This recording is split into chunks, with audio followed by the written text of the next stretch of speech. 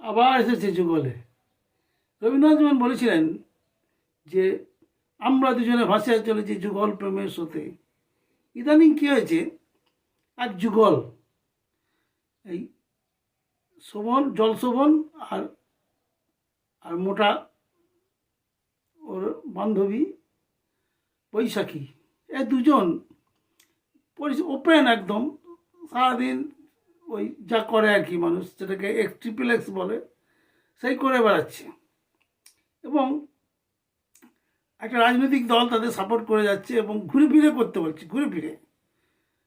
এরকম দেখা যায় না, ভাদ্র মাসে কুকুর খেপে যায়, তা কুকুর খেপার পরে কি হয়, ধরুন ভাদ্র মাসে বিভিন্ন সভা সমিতি হয় রাস্তার ধারে ধারে, কারণ ওই সময় মিল বা জুট মিল এগুলো সব বন্ধ থাকে।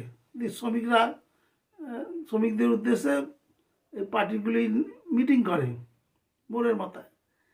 দেখা গেল যে দুটি কুকুর ওই টিপিলেক্স করতে করতে সে সবার মাঝে ঢুকে যায়, তখন সবাই হেই হেই হেই করে তাড়িয়ে দেয়। তারা কোথাও আর লুকোনোর জায়গা পায় না। পাশে হয়তো অন্য আরেকটি দলের সভা হচ্ছে, সেখানেও ইট মারল। লাস্টে সেই সরকারি দলে যেখানে লোক বেশি সেইখানেই তারা ঢুকে পড়লো, এবার সবার সামনে যা ইচ্ছা তাই করলো। এই না দেখে মানুষ ভাবলো এটাই তো স্বাভাবিক।